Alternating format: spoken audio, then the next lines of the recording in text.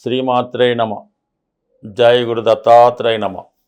ఈ వీడియోలో మనం మేషరాశి వారికి నవంబర్ 25 నుంచి రుజుమార్గంలో వచ్చినటువంటి శని భగవానుడు జూలై 22 అంటే 2026 సంవత్సరం జూలై 22 వరకు సుమారుగా 8 నెలల పాటు రుజుమార్గంలో ఉంటూ వ్యయస్థానంలో ఉంటాడు మేషరాశి వారికి. దానివల్ల ఏంటంటే గతంలో లాభస్థాన ఫలితాలు కూడా ఇవ్వడం వల్ల కొన్ని ఫలితాలు అనుకూలంగా రావడం, కొంత ధన సంపాదన పెరగడం, కొంత అనుకోకుండా ధనలాభం ఇవన్నీ రాయి. అంటే వచ్చిన ఖర్చు అయిపోయినప్పటికి కూడా ఇప్పుడు ఏమైందంటే పూర్తి ఏలినాటి శనిలో ప్రథమ భాగంలో ఉండడం, అది సంపూర్ణంగా 8 నెలలు కూడా 12వ స్థానంలో ఉన్నటువంటి శని భగవానుడు మీ యొక్క ఎక్స్పెండిచర్ మీద కాన్సన్ట్రేషన్ చేయడం జరుగుతూ ఉంటుంది. మీరు ఏ డబ్బులు ఎందుకు ఖర్చు పెడుతున్నారు, ఏ విధంగా మీరు ధనాన్ని ఖర్చు పెడుతున్నారు, పాడు చేస్తున్నారా మంచి చేస్తున్నారా అన్నది ఖచ్చితంగా నిఘు ఉంటుంది అన్నమాట. అంటే ఏదైనా మంచికి మీరు ఖర్చు పెట్టి లాంగ్ టర్మ్గా ఇన్వెస్ట్మెంట్ చేయడమో ఏదైనా సహాయం చేయడం అయితే ఆ ఫలితం మీకు క్రియేట్ చేస్తూ ఉంటాడు.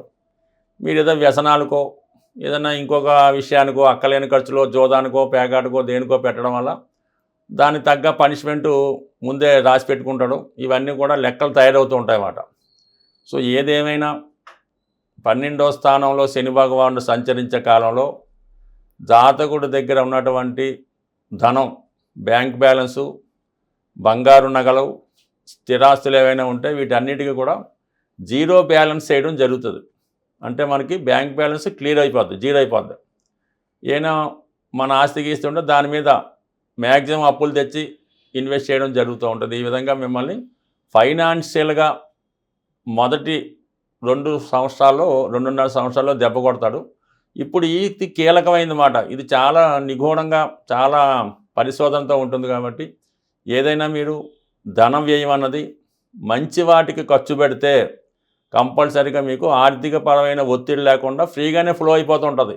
మీకు మంచి కార్యక్రమాలు డబ్బు ఖర్చు పెడుతున్నారు, ఇంట్లో అవసరాలకి, తల్లిగారి అవసరాలకి, గృహోపకరణాలకి, ఇలా మంచిది రెస్పెక్ట్ఫుల్గా పిల్లలకి ఇవన్నీ బాధ్యతతో కూడుకున్న ఖర్చులు చేస్తే దాని తగ్గ ధనం వచ్చేస్తుంది.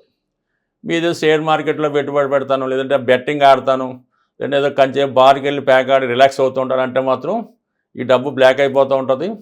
మొత్తం మీద ఈ డబ్బు ఫ్లో అయిపోతుంది అన్నమాట. అప్పుడు మీరు ఇబ్బంది పడతారు. కాబట్టి సవ్యమైన మార్గంలో ధనం ఖర్చు పెట్టడానికి బాగుంటుంది. ఏంటంటే శని భగవానుడు మీకు రాజ్య లాభాధిపతిగా వచ్చిన లాభాన్ని ఇన్వెస్ట్మెంట్ చేయడం, వృత్తిపరంగా అంటే ఏదైనా కొత్త వ్యాపారం పెట్టడానికి అవకాశం ఇస్తాడు. అంటే అది మేషరాశి కూడా ఇండస్ట్రీకి సంబంధించింది కాబట్టి ఏదన్నా ఒక పరిశ్రమ స్థాపించాలన్నా, ఒక ఫ్యాక్టరీ పెట్టాలన్నా, ఏదన్నా ఒక కన్స్ట్రక్షన్ చేయాలన్నా, అలాగే ఏదన్నా వ్యవసాయం చేయాలన్నా, అంటే పూర్వకాలం అంటే ఒక ఇల్లు కట్టుకోవాలన్నా, పొలం దున్నాలన్నా, భూమి కొనాలన్నా కొంచెం శరీరం కష్టపడి వ్యవసాయం చేస్తూ ఉండేవాడు. పూర్వకాలం భూమి కొనాలంటే వ్యవసాయం చేసేవాడు. ఈ విధంగా శారీరక శ్రమ ఉపయోగించేసే అంటే ఇప్పుడు మనుషులు పెట్టుకు చేయించుకున్నా కొంత సొంత పర్యవేక్షణలో వ్యక్తిగతంగా కష్టపడవలసిన పరిశ్రమ ఏదన్నా పెట్టుకుంటే, అంటే ఒక ఇటుకల పరిశ్రమ అనుకుందాం, లేదనుకుంటే ఒక క్వారీ పెట్టామనుకుందాం, ఇవన్నీ కొంత శ్రమ పడడం వల్ల కంప్లీట్గా మీరు దానివల్ల లాభం పొందే అవకాశం ఉన్నదన్నమాట. ఎందుకంటే ఇవన్నీ కూడా ఈ మేషరాశి వారికి కలిసి వచ్చే వ్యాపారాలు అన్నమాట. Construction, iron factory, iron and steel, quarry, cement, అలాగే ఈ వాటర్ సంబంధించింది, ఇవన్నీ కూడా మీకు కలిసి వచ్చాయి. కాబట్టి ఫార్మా, మెడికల్, చేపల పెంపకం, ఏదన్నా మీరు 10 మందితో అంటే మీ స్టాఫ్తో కలిసి మీరు పనిచేస్తే కంప్లీట్గా మీకు అది లాభాన్ని ఇస్తుంది. నెమ్మదిగా లాంగ్ టర్మ్లో మీకు లాభం కలిగిస్తుంది. ఎప్పుడు కూడా శని 8,000లో ఉన్నప్పుడు మీరు పెట్టే ఏ పరిశ్రమ ఒక 2 సంవత్సరాలు వెయిట్ చేయవలసి ఉంటుంది. 2 సంవత్సరాల వరకు దాని మీద పెట్టుబడి పెడుతూనే ఉండాలి. దాని మీద వచ్చిన లాభం కూడా దానికే పెడుతూ ఉండాలి. మీరు కేవలం జీతం తీసుకుంటే అది సక్సెస్ అవుతుంది. అంటే ఇప్పుడు మేషరాశి వారు జీవితంలో సెటిల్ అవ్వడానికి సరైన సమయం వచ్చింది. 2వ స్థానాన్ని వీక్షిస్తాడు తృతీయ దృష్టితో. అంటే మీరు కుటుంబానికి దూరంగా ఉండి కుటుంబం కొరకు శ్రమ పడవలసి ఉంటుంది. అలాగే కుటుంబంలో ఏదో ఒక సమస్య నిరంతరం వస్తూ ఉంటుంది. దానివల్ల వృత్తి మీద కాన్సన్ట్రేట్ చేయలేకపోతుంటారు. ఏదో ఎవరికో ఒంట్లో బాగోదు, ఇంకొక ఇబ్బంది వస్తుంది. దానివల్ల ఏంటంటే వాటి మీద మనం దృష్టి పెట్టలేదు. అంతసేపు పని ఉంటుంది. ఇంట్లో వాళ్ళు చికాకు పడుతుంటారు. వాళ్ళు ఏదో విధంగా మిమ్మల్ని ఇబ్బంది పెడుతూ విమర్శిస్తూ ఉంటారు. బట్ ఏదైనా ఏదో ఒకటి ఈ సమయంలో తేల్చుకోవాలి. అటు కుటుంబ శ్రేయస్సు, కుటుంబం కోసమే పాటుపడాలి. అంటే పాటుపడాలి కానీ ఎక్కువ సమయం వారి కోసం ఖర్చు పెట్టలేకపోతుంటారు. లేదు వృత్తిపరంగా శ్రమ పడాలా అన్నది అటు ఇటు తేల్చుకోలేకుండా జాతకుడు సందిగ్ధ పడుతూ ఉంటాడు. రెండు బ్యాలెన్స్ చేసుకుంటూ జాగ్రత్తగా వెళ్తే ఓకే. దాని తర్వాత ఏంటంటే 6వ స్థానాన్ని వీక్షించడం వల్ల కంప్లీట్గా ఉద్యోగ ప్రయత్నాలు ఫలిస్తాయి. అలాగే కొంతమంది శత్రువులు మిత్రులుగా మారుతారు. గతంలో అంటే వాళ్ళు మిమ్మల్ని ఏదో ఆశిస్తారు, గతంలో విమర్శిస్తారు, ఏదో చేస్తారు, ఏదో ఇబ్బంది అవుతుంది. ఇప్పుడు మీరు ఏదో ఓ పరిశ్రమ పెడుతున్నారు, వాళ్ళు మీ దగ్గరికి వచ్చి ఏదో ఉద్యోగం ఇవ్వనో మిమ్మల్ని ప్రోత్సహించో ఏదో విధంగా మిమ్మల్ని ఆశ్రయిస్తూ ఉంటారు. ఏదైనా శత్రువులు మిత్రులుగా మారుతారు. కొన్ని బలహీనతల నుంచి బయటపడతారు. కొన్ని కఠిన నియమాలతో హ్యాపీగా అంటే లైసెన్సులు కావాలన్నా ఏదన్నా కష్టపడటం వ్యక్తిగతంగా వెళ్ళడం వల్ల వర్కౌట్ అయ్యే అవకాశం ఉంది. ఈ విధంగా 6వ స్థానాన్ని శని భగవానుడు వీక్షించినప్పుడు కంపల్సరిగా శ్రమతో ప్రతి విజయం, ఒక ఇంటర్వ్యూకి వెళ్ళినా సక్సెస్ వస్తుంది, ఒక క్రీడాకారుడికి విజయం వస్తుంది, ఒక మెడికల్ పరంగా సక్సెస్ అవుతుంది, ఒక మెడికల్ సీట్ కావాలన్నా వస్తుంది. ఈ విధంగా ఉంటుంది. 9వ స్థానాన్ని వీక్షించడం వల్ల కొద్దిగా దూర ప్రాంత ప్రయాణాలు, ఆధ్యాత్మిక చింతన, అది ఏజ్ని బట్టి ఫైనల్ స్టేజ్ కాబట్టి ఏదైనా ప్రశాంత జీవితం ఇలాంటివన్నీ జరగడం, లేదంటే మీ యొక్క ఇప్పటిదాకా మీరు సంపాదించినటువంటి వ్యవహారాలు, ఆస్తులు కానీ, పరిశ్రమలు కానీ, ఒక హోదా కానీ అది మీ కుటుంబ సభ్యులుగా పూర్తిగా అప్పచెప్పి మీరు ఒక ప్రశాంతంగా విశ్రాంతి తీసుకోవడానికి కూడా ఇది చెప్తూ ఉంటుంది. అది థర్డ్ టైం ఏలినాటి శని నడుస్తున్న వారు బాధ్యతల నుంచి బయటపడతారు.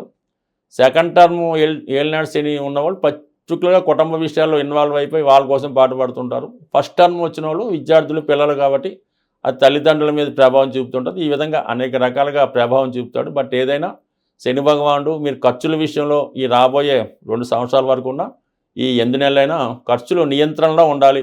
మీరు ఖర్చు పెట్టే ప్రతి పైసా కూడా అది సద్వినియోగపరిచే విధంగా న్యాయమైన మార్గంలో ఉండాలి తప్ప వేరే వ్యసనాలకో ఎంటర్టైన్మెంట్కో ఖర్చు పెడితే మీ యొక్క ఫైనాన్షియల్ స్టేజ్ అన్నది ఆగిపోవడం, ఇబ్బంది పడడం కూడా జరుగుతుంది. బట్ ఏదైనా ఈ విషయంలో జాగ్రత్త తీసుకుంటే ఇప్పుడు మనం చెప్పబోయే రెమెడీలు కూడా మీ జీవితంలో అభివృద్ధి చెందడానికి చాలా వరకు ఉపయోగపడతాయి. ఏదైనా జాతకంలో, జన్మ జాతకంలో, గోచార ఫలితాల్లో గ్రహాలు జాతకుడిని ఇబ్బంది పెడుతున్నప్పుడు ఆ గ్రహానికి తగు విధంగా పరిహారం, శాంతులు చేయించుకోవడం జరుగుతూ ఉంటుంది. ఒకప్పుడు గ్రహాలకి జపాలు అవి చేసి దానం అది ఇవ్వడం అది ఇతరుల ద్వారా చేయించడం జరుగుతూ ఉండేది. కాలగమనంలో అంత నిష్ఠాతులైనటువంటి పండితులు లేకపోవడం వల్ల అది పెద్దగా నెమ్మదిగా ఆ ఆచారం అనేది తగ్గడం జరిగింది.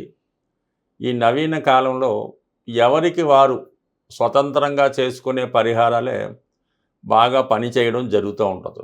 కొంతవరకు దానాలు అవి చేయడం వల్ల కూడా పరిహారాలు అన్నవి న్యూట్రల్ అవ్వడం జరుగుతూ ఉంటుంది. అంటే ఏదైనా మనం చేసుకున్న దాన్ని బట్టి ఉంటుంది. అన్ని గ్రహాల్లో కల్లా శని భగవానుడు పెట్టే ఇబ్బందులు అలాగే ఉంటాయి. అతని పరిహారం కూడా చాలా సింపుల్గా ఉంటుందన్నమాట. అసలు ఒక రూపాయి ఖర్చు లేకుండా శని భగవానుడికి మనం పరిహారం చేసుకోవచ్చు. ఆ పరిహారం అంటే శని ఎలాగైతే నెమ్మదిగా సంచరిస్తుంటాడో పరిహారం కూడా నెమ్మదిగా ఫలితాన్ని ఇస్తూ ఉంటుంది. ఆ పరిహారాన్ని మీరు ఎప్పుడూ చేస్తూ ఉండాలి. ఏదో కొన్నాళ్ళు చేసి మానేస్తే కుదరదు. అది ఎప్పుడూ చేస్తూ ఉంటే దాని యొక్క ప్రభావం మీకు ఉంటుంది. శని యొక్క నెగిటివ్ ప్రభావం తగ్గి పాజిటివ్ ప్రభావం మీ మీద పడుతూ ఉంటుంది.